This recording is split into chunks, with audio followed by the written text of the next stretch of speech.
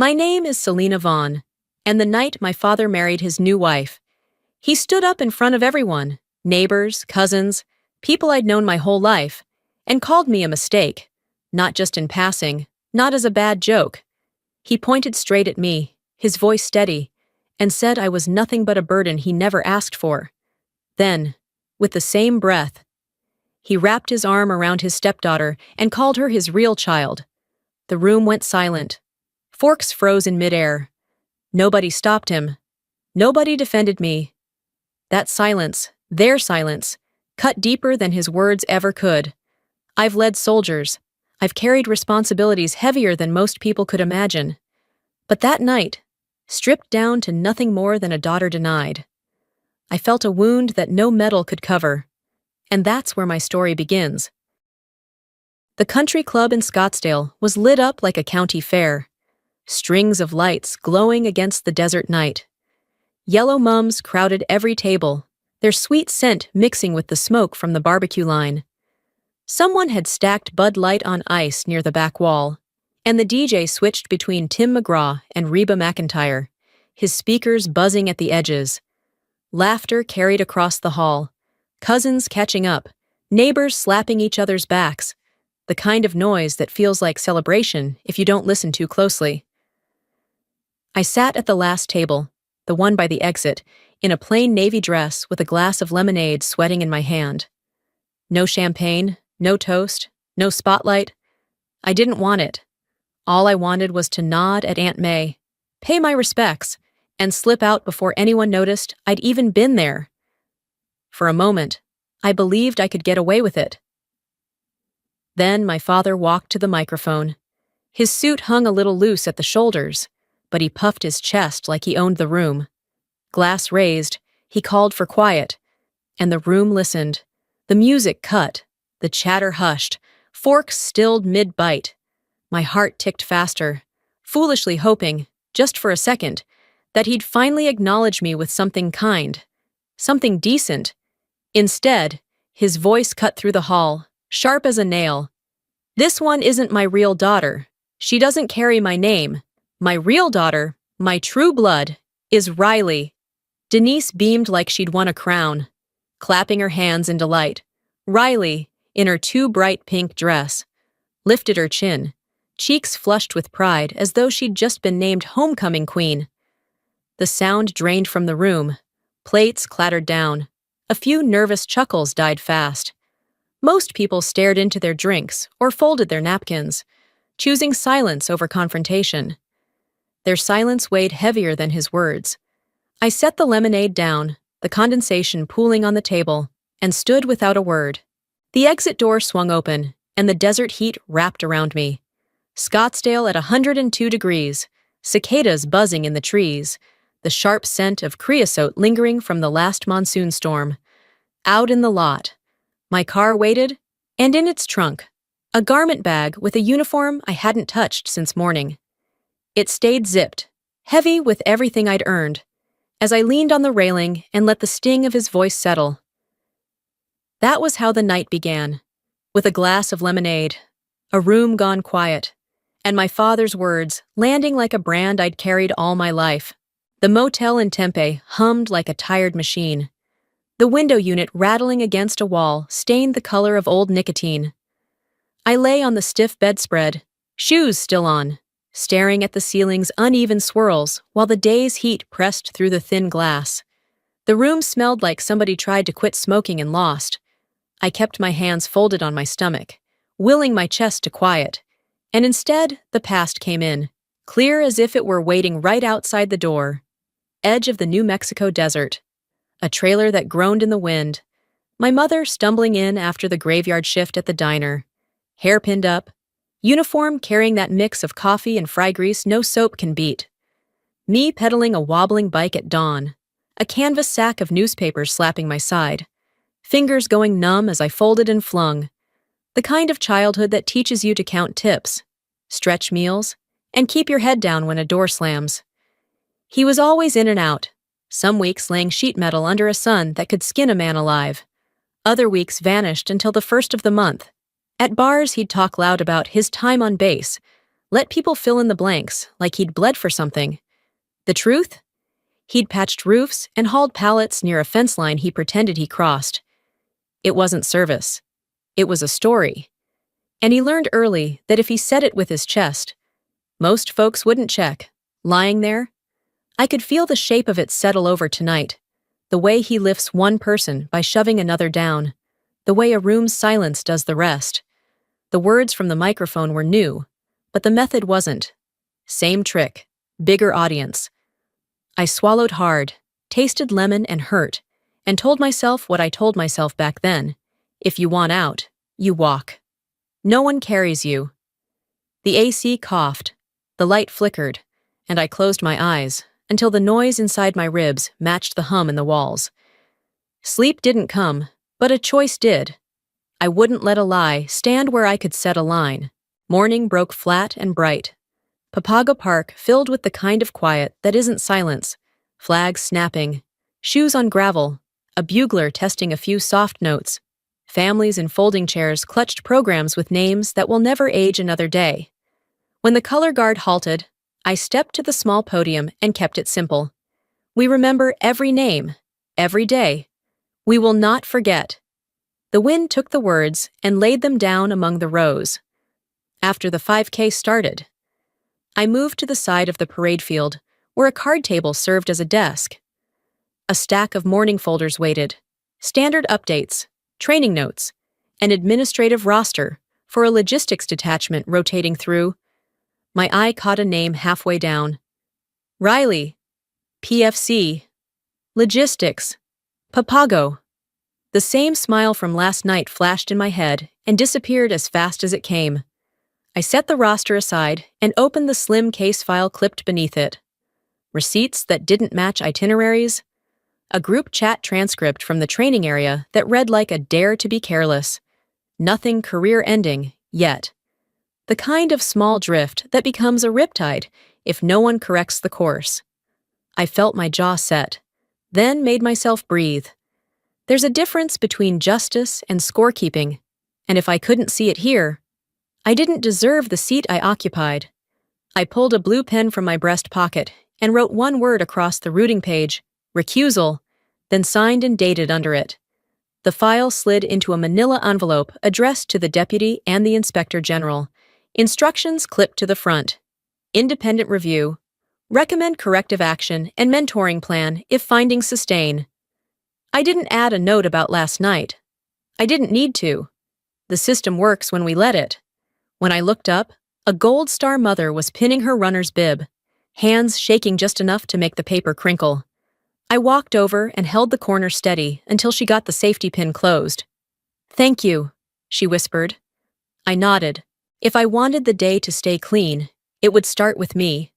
Words said carefully, lines drawn clearly, and every decision made where it belongs.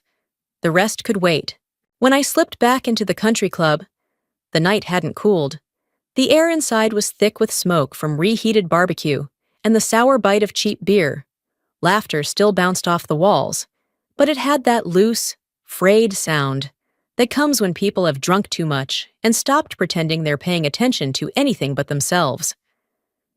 Near the buffet, Denise stood at the center of a circle of relatives, like she was queen of the night. Her arm draped around Riley's shoulders, her voice pitched loud enough to carry across the room. "My daughter works at headquarters in Papago. Everyone knows her there. Mark my words, she'll be an officer before long." Riley tilted her glass of red wine, laughing too hard, letting the words roll over her like confetti. I lingered by the back wall, glass of water in hand, when movement caught my eye. Paul, one of my father's golf buddies, had his iPhone up, screen glowing in the dim light. He wasn't filming now. He'd already filmed. A moment later, I saw him tapping, sharing, thumbs moving fast. My phone buzzed seconds later, then again, and again. Notifications stacked one on top of the other until the screen blurred.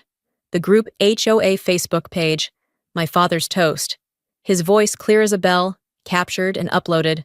Comments firing back and forth. Hal went too far this time. Always knew there was bad blood in that family. Is she really a general? Or just saying that? In the span of 10 minutes, what had been a wound confined to 4 walls had spilled into the wider neighborhood, into kitchens and cul-de-sacs where people I barely knew would now have an opinion on my worth. I sipped my water, jaw tight, letting the bitter chlorine taste ground me. I didn't argue. I didn't step forward. POV I carried inside. Family shame was never meant for public vote, but now it's out there, and they'll measure me by how I carry it, not how I defend it. By the time I left the club, the parking lot was nearly empty, asphalt still radiating heat like an oven stone. I slid behind the wheel and pulled onto the 101, the freeway stretching wide and vacant. Sodium lights bending yellow arcs across the hood of my car. My hands gripped the wheel tighter than they should have. Each mile only replayed his voice sharper. Bastard. Not real. Riley, his true daughter. And now, strangers scrolling on their phones, nodding along. At a Circle K off-ramp. I pulled over. I killed the engine, but left the air running, the hum of the vents filling the silence. My phone glowed on the seat beside me. I scrolled to a name I hadn't dialed in months. Major General Samuel Ortiz, retired. Tucson. I pressed call. He answered on the second ring, his voice gravel with sleep but steady. Ma'am, didn't expect to hear from you this late. The word caught me. Ma'am. Even after years retired, he didn't hesitate. I swallowed and let it out in a rush. He stood in front of everyone, called me a bastard, lifted Riley up like I was nothing. And now it's all over Facebook. I have my dress uniform in the trunk. I thought about putting it on, but part of me is afraid it'll look like payback. Silence stretched a beat before Ortiz's low chuckle filled the line. That uniform isn't theater. You earned every stitch. Don't let anyone turn it into a prop. Don't let a lie stand. Walk back in. Don't raise your voice. Just walk. The truth will do the rest. His words dropped into me like cold water, clearing the fog. I closed my eyes, leaned back against the seat, and let the hum of the AC fill the pause. He still calls me ma'am. That title wasn't borrowed. It wasn't up for debate. It was fact. I knew then what silence cost. Every time I let it stand, it hardened into agreement. If I was going to break that cycle, it couldn't be by shouting or cutting down. It had to be clean. I looked out at the empty lot, neon Circle K flickering, and whispered to myself, I don't want dirty revenge, but some truths need daylight, and this one will step out wearing the uniform I bled for. The parking lot shimmered under the sodium lights as I killed the engine and sat for a beat, staring at the trunk. The garment bag waited like it had all along, silent, heavy with years. I pulled it out, unzipped slow, slid into the dress uniform. Each button snapped shut like a vow. I brushed the 2 silver stars until they gleamed, straightened the ribbons, polished shoes catching the light. Tonight, I don't walk back in to argue. Tonight, the truth will stand on its own. The club doors swung open with a groan. Country pop sputtered to silence as I stepped across the threshold. My heels struck the tile in sharp clicks that cut through the room. Every head turned. The light caught the metals, caught the stars, and the chatter collapsed into a hush so absolute I could hear my own breath. Riley was mid-laugh, wine cup in hand, when she saw me. The plastic slipped from her fingers, red spilling across the floor. Her face drained, her voice cracked in disbelief that rang across the hall. Oh my God! She is my general! The words hung like a bell tolling. Denise's smile froze. My father's jaw clenched, face flushing dark. He gripped his glass so tight the stem trembled. You staging a show? This is my wedding, not a damn parade ground. Denise pulled Riley close, eyes flashing. Don't you dare intimidate my daughter at her job. I didn't raise my voice. I didn't need to. The Corps stays at Papago. Tonight, I came to greet family. I lifted a glass of water, steady. Aunt May rose, palms striking together, tears glinting in her eyes. Then one cousin, then another. Applause swelled until the room filled with it. At the back, an old veteran pushed himself upright, spine stiff, and saluted sharp. I hadn't beaten anyone. I'd only stood where the truth belonged. And this time, the truth held stronger than every lie in that hall. Morning light spilled across the desk at TAG headquarters, pooling over the stack of files. Riley's name stared at me from the top sheet. Receipts out of order. A group chat that should never have left the barracks. Sloppy, not criminal, but left unchecked. It would rot into worse. I took out my blue pen and wrote it plain. Recusal. My signature below it. Date, time. I slid the folder into a manila envelope, sealed, addressed to the deputy and the inspector general. Then I opened the next file. Another young soldier, then another. Riley wasn't alone. A handful of kids were tangled up in the same carelessness. My instructions to IG were clear. Mentoring track. Restitution. Additional duty hours. We don't swing hammers when a course correction will do. I leaned back, fingers laced behind my head, and let the decision settle. If I wanted fairness, it couldn't just be for the ones I liked. It had to extend even to the ones paraded as my replacements. That's the only way to keep revenge clean. Let the process, not pride, carry the weight. I capped the pen, slid it back into my pocket, and looked at the sealed envelope. Last night, I walked in armored by truth. This morning, I signed with it. Revenge doesn't need knives or fire. Only rules, held steady, even when it hurts. The heat in Tonto National Forest felt like an open furnace. 110 degrees and climbing, the wind whipping sparks into the air. Flames chewed through dry brush, leaping tree to tree with a hunger that made the earth itself groan. Arizona National Guard was on full activation, and I stood in the talk. Maps spread wide, radios screaming in overlapping voices, screens glowing with shifting fire lines. Outside, the roar of Black Hawks cut the sky, their bellies opening to dump torrents of water into the canyons below. On the ground, soldiers hustled in sweat-soaked uniforms, hauling pallets of bottled water, hammering down rescue tents, handing out MREs to tired evacuees. Every shout, every clatter of gear, carried the urgency of survival. In the midst of that chaos, I spotted her.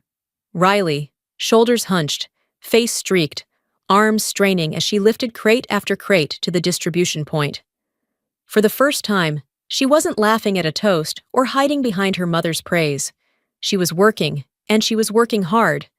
Then, through the haze, I caught sight of two figures among the evacuees. The RV parked crooked nearby told me everything before I even saw their faces. My father and Denise, dust on their clothes, fear sharp in their eyes.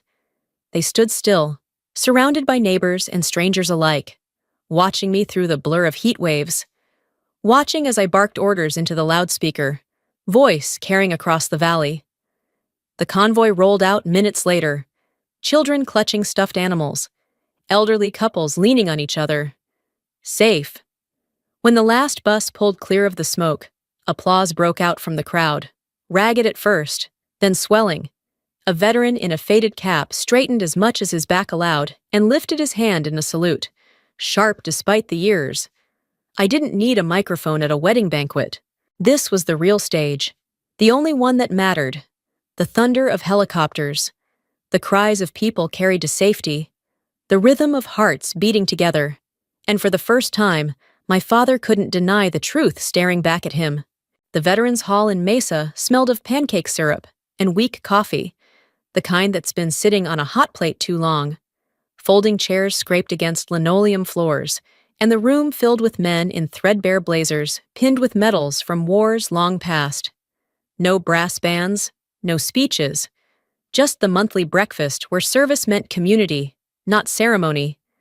I sat in the back, quiet, listening as the Inspector General gave the update no one else in the room cared about but me. Riley's case, along with the handful of other young soldiers caught up in sloppy mistakes, had been reviewed. The verdict, restitution, additional duty hours, mandatory mentoring, not career-ending, but enough to sting, enough to shape them. Exactly what I'd asked for without ever putting my hand on the scale. I didn't move. I didn't speak. My chair stayed tucked in the shadows while conversations shifted to weather and football scores. Then, from the far side of the table, I heard it. "Hal!" An older veteran asked my father. "Who's that sitting back there?" My father stood slowly, his hands shoved into his pockets, shoulders not quite as broad as he once believed they were. His voice came rough, cracked at the edges, but loud enough for every ear in the hall. "That's my daughter, Major General Laura Whitaker." The words settled over the room with the weight of stone. No embrace, no tears, just a correction delivered in public, plain and unadorned. A few veterans nodded in recognition, their eyes meeting mine with quiet respect. Aunt May dabbed at her cheeks with a napkin, her shoulders shaking. Denise was nowhere to be seen. Riley sat alone in the corner, hands folded tight in her lap, her face unreadable. He didn't apologize. He probably never will. But sometimes, saying the right name in front of the right people weighs more than 1,000 apologies whispered in the dark. The trail up South Mountain was quiet at dawn. Just the crunch of gravel under my shoes and the sound of my breath pushing steady through the cool air. From the summit, Phoenix stretched wide below, rooftops catching the first soft wash of sunlight. The desert still held the scent of creosote from last night's rain, sharp and clean, like the earth had been scrubbed raw. I slowed, hands on my hips, watching the city wake. Dignity doesn't need an audience, I thought, but sometimes an audience needs to be shown what dignity looks like. Blood doesn't make a family. Family is the people who can admit when they're wrong, who choose to stand steady when it matters. And if someone out there is carrying the weight of words meant to break them, don't let those lies root. Stand in your truth, clean, unshaken. The wind moved over the ridge, lifting my hair, carrying the heat of the day to come. I stood tall, looking down at the glittering sprawl of the city, my chest unburdened, my face calm. The climb wasn't about proving anything anymore. It was simply about moving forward, certain of who I was, with no need for witness or permission.